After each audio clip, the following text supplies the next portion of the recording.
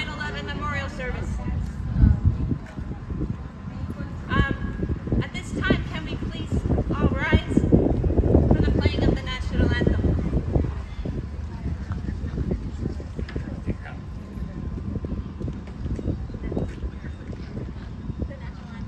Oh, now? Yeah. I'm short and sweet. Sorry about that. I should know this. All right, welcome all of you. Oh, say, can you see by the dawn's early light what so proudly we hailed at the twilight's last gleaming, whose broad stripes and bright stars through the perilous fight o'er the ramparts we watched were so gallantly streaming, and the rockets roared by, the bombs bursting in air gave proof through the night that our flag was still there. Oh, say does that star-spangled banner yet wave o'er the land of the free and the home of the brave? Let's do the Pledge of Allegiance. Join me. I pledge allegiance to the flag of the United States of America and to the republic for which it stands, one nation, under God, indivisible, liberty and justice for all. Thank you. Okay, this evening we are here to remember 9/11, that horrible day. Please remember to be, let's hope for peace in this world today. And thank everyone for all the first responders, whether it's firemen, police, EMS, everybody. Thank you all for everything that you do. Volunteer and paid. Volunteers are hard to come by. So thank you all for everything that you do for everyone. At this time, right now, we have Sheriff Rudy to speak, and then fellow Groody is going to have a few words. Then we're going to hand it back over to Autumn Falls, and she's going to entertain us for a couple hours. So thank you all for coming.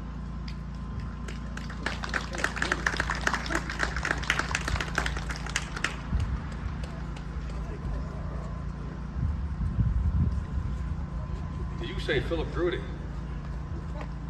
I said to my wife I'd be home by 7. Probably won't get home till midnight if he gets up and speaks.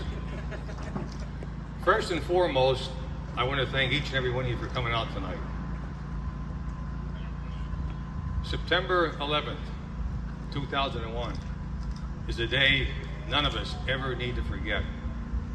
And I can't say that and stress it enough. Never forget.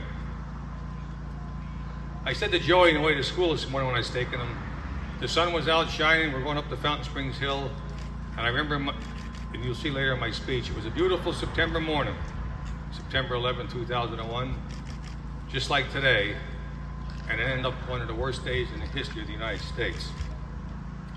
At approximately 8:46 a.m. on a clear Tuesday morning, an American Airlines Boeing 767 loaded with over 20,000 gallons of jet fuel crashes into the North Tower in New York City Trade Center. The impact left a gaping hole near the 80th floor of the 110-story building. That skyscraper, and instantly killing hundreds and hundreds of people and leaving hundreds more trapped above. As the evacuation of the tower got underway, television cameras broadcasted live images of what appeared to be a freak accident. Then 17 minutes later, after the first plane hit, a second Boeing 767, United Airlines Flight 175, it appeared out of nowhere in the sky, turned sharply towards the World Trade Center South Tower, and sliced into the 60th floor. This collision caused such an explosion that shattered burning debris over surrounding buildings and streets below. Then we realized America was under attack. The attackers were Islamic terrorists from Saudi Arabia and several other Arab nations, financed by Saudi fugitive Osama bin Laden. As millions of people watched the horror of events unfolding in New York City, American Airlines Flight 77 circled over downtown Washington, D.C., and slammed into the west side of the Pentagon military headquarters at 9:37 a.m. Meanwhile, a fourth California-bound plane, United Flight 93, was hijacked about 40 minutes after leaving Newark International Airport, New Jersey. Because the plane had been on a delay, no one really knew what was going on in that plane because of the delay in taking off. The passengers on board learned of all the events going on in New York City and Washington, D.C. via cell phone and airphones that were on that jet. Knowing that, the passengers and flight attendants planned an insurrection. One passenger, Thomas Burnett Jr., told his wife over the phone, "I know we're going to die." Another passenger, Todd Beamer, was heard saying, "Are you guys ready? Let's roll." Sandra Bradshaw, a flight attendant, called her husband and explained that she had slipped into a gallery and was filling pitchers of boiling water. And her last words were to him, "Everyone's running to first class. I gotta go, bye." This plane ended up crashing in a field in a small town of Shanksville, Pennsylvania, the state we're living in here. The passengers fought 4 hijackers and were suspected to have attacked the cockpit with a fire extinguisher. The plane then flipped over and sped to the ground at speeds upward to 500 miles an hour. For weeks, everyone was helping each other, having vigils, masses, gatherings, and even people giving blood to the dying. Close to 3,000 people died in the World Trade Center. A staggering 343 firefighters and paramedics, 23 New York police officers, 37 Port Authority police officers. Only 6 people survived that day from the World Trade Center. So with that said, who do we call when we're in trouble or need assistance? We call the police, we call the fire department, we call EMS, the ambulance, paramedics. Everything people take for granted, but the money's cut across the whole country for all that funding for people. And they all put their lives on the line 24 hours a day to help everyone, to protect and to save lives.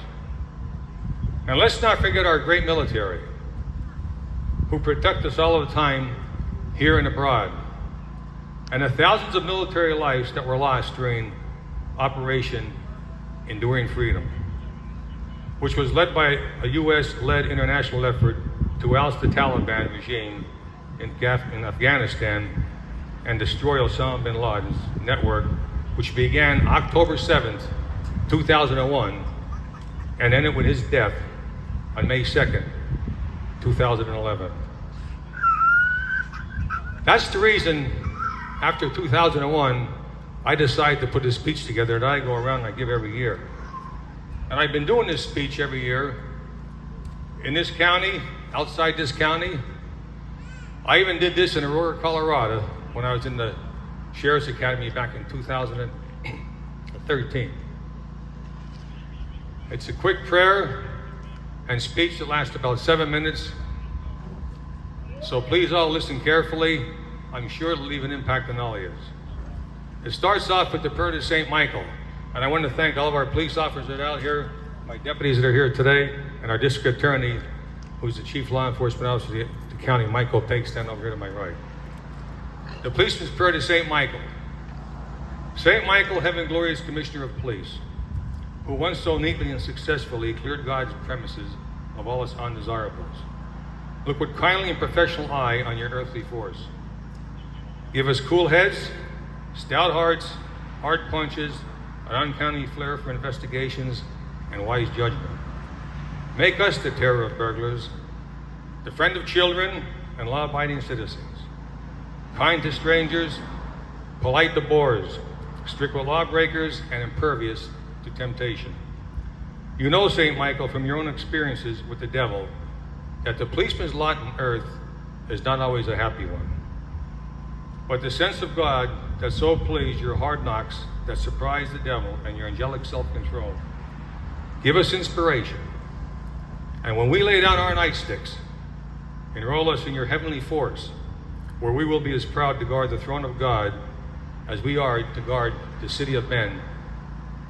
Amen. 9/11. What a day a difference makes. On Monday, we emailed jokes. On Tuesday, we did not. On Monday, we thought we were secure in our homes. On Tuesday, we learned better. On Monday, we were talking about heroes being athletes. On Tuesday, we learned who the real athletes were, or heroes. On Monday, we were irritated that our rebate checks had not arrived. On Tuesday, we gave money to people we never met. On Monday, there were people fighting against praying in school. On Tuesday, you have been hard-pressed to find a school where someone was not praying. On Monday, people argue with their kids about picking up their rooms. On Tuesday, the same people could not get home quick enough to hug their kids. On Monday, people were upset that they had to wait 6 minutes in a fast food line. On Tuesday, people didn't care if they waited 6 hours in line to give blood to the dying. On Monday, we waved our flag, signifying our cultural diversity. On Tuesday, we waved the American flag.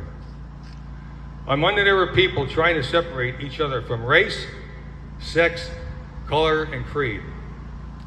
On Tuesday, they were holding hands.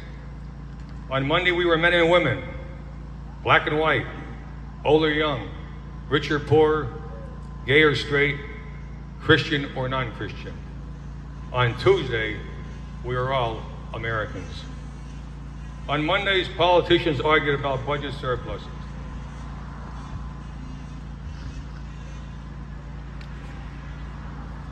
On Tuesday, the grief-stricken sang, "God bless America." On Monday, we had families. On Tuesday, we had orphans. On Monday, people went to work as usual. On Tuesday, people died. On Monday, people were fighting the 10 Commandments on government property. On Tuesday, the same people said, "God help us all," while thinking, "Thou shalt not kill." It is sadly ironic how it takes horrific events to place things into perspective, but it has. The lessons learned, the things we have taken for granted, the things that have been forgotten or overlooked, hopefully will never be forgotten again. For our firefighters and EMS, when I am called to duty, God, wherever flames may raise, give me the strength to save a life, whatever be their age. Help me embrace a little child before it is too late, or save an older person from the horror of that fate. Enable me to be alert and hear the weakest shout, and quickly and efficiently put the fire out, to guard my friends and neighbors and to protect their property. And if according to my fate I am to lose my life, please bless with your protecting hands my children and my wife.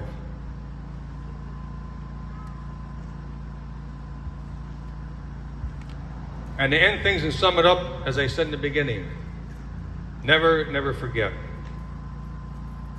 I changed things around a little this year because my stepmother Dolores over here said, "Joseph, turn things around a little," so I did, just for her sake. Everybody here, I'm sure, remembers where they were on 9/11. I know where I was I was a police officer in this town for 31 years. I was on duty that morning, and I had a phone call from my one sister that said a plane had hit one of the towers. Well, like everybody else thought it was just a Piper Cub or something. Maybe 10 minutes after that, I got called to a domestic down here on Market Street. And while I was in the house trying to break it up, there's a TV on, and I saw the second jet hitting that towers, and I knew exactly it wasn't no accident. 5 minutes after that, I had a call to the Markle townhouse for fire alarms going off, and thinking like a cop, the first thing that went through my mind was something hit the Markle, some kind of explosion, whatever. Thank God it wasn't. That's why I go around and do this, to stress, and I can't stress enough, to never, never forget. Do you remember where you were on September 11, 2001?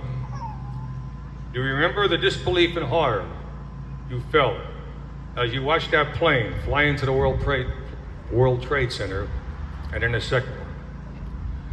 Do you remember the thoughts that went through your head when you heard that another plane had flown into the Pentagon and yet another one crashed in the small town of Shanksville, Pennsylvania? Air traffic across the country was grounded for safety and security purposes and would remain that way for the next several days until our nation's security tried to get a grip on just what was going on. We had been attacked, and thousands of innocent lives have been taken in the blink of an eye. That beautiful September morning that you woke up to was shattered by these unbelievable events that day, and our lives were changed forever. Never forget these events. Never forget that we live in a free country. Never forget those men and women who lost their lives on that ordinary September morning. And never forget those who fight and die to protect and serve this country. I want to thank you all again for coming. God bless you all, and God bless America.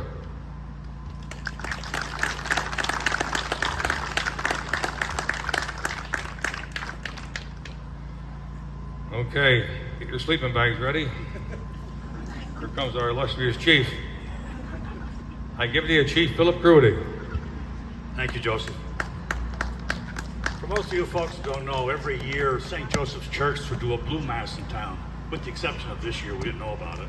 Joe and I are usually the key speakers there, and it's always policy and practice that I follow him so I can learn something. You want to come back up?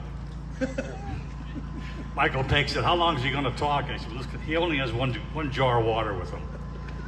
My dear friends, citizens, thank you to the Ladies Auxiliary, the Washington Fire Company for doing this. By remembering this day, and this is an anniversary not to be celebrated, but to be remembered, you're also paying homage to all of the volunteers, EMS and fire, paid volunteer firefighters across this country. This is the best thing you can do for all of us. Volunteers at one time made up 300,000 in this state. That number is now down to 30,000. Through death, attrition, people just don't want to do it anymore. Our numbers are greatly decreasing. In the eyes of the state and the Pennsylvania insurance laws, a volunteer is a person who does work or performs a duty for their community without being paid. That's the workers' compensation definition of a volunteer. We are so gifted, and have been for years, to have the volunteers that we have in this town. Not too many months ago, it was proved, right down here on Center Street in the 1000 block, on a calm Saturday evening. We got a whooping down there, guys and girls. But through the ingenuity, the hard work, and training of these folks in town and our mutual aid, we kept that fire to a minimum. If anybody would see the pictures of the fire blowing out the 3rd floor and have the fire over, that building still stood.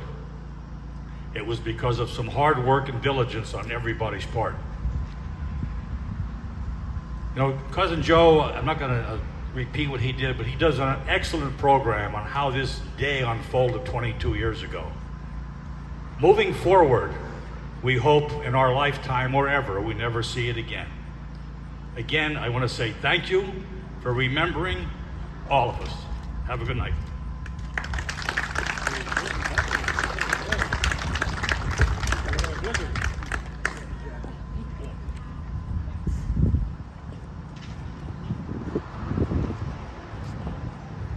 Do you guys want to, anybody else talking, speaking? If not, do you want to move the podium and I'll get to work here. Thank you guys. Thank you everybody for being here. Thank you for having me. I'm on the phone. To the prairies, to the oceans, wide with fun.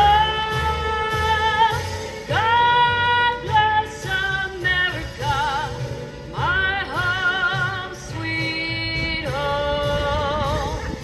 God bless America, my home, sweet home.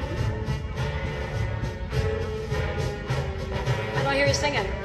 Land that I love, stand beside her and guide her through the night with the light from above. From the mountains to the prairies, to the oceans, wide with fun. God bless America, my home, sweet home. God bless America, my home, sweet home.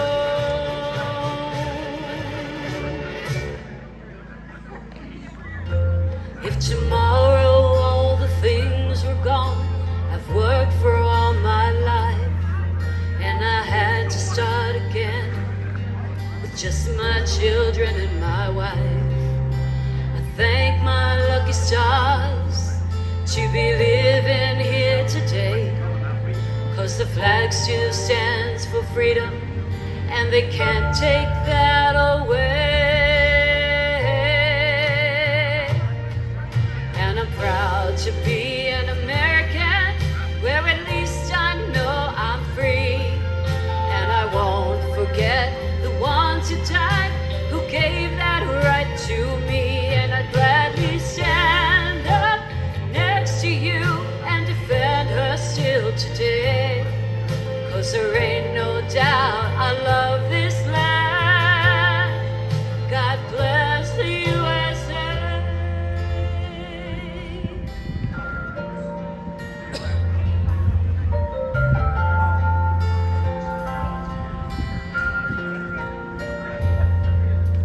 From the lakes of Minnesota to the hills of Tennessee, across the plains of Texas, from sea to shining sea, from Detroit down to Houston and Ashland to LA.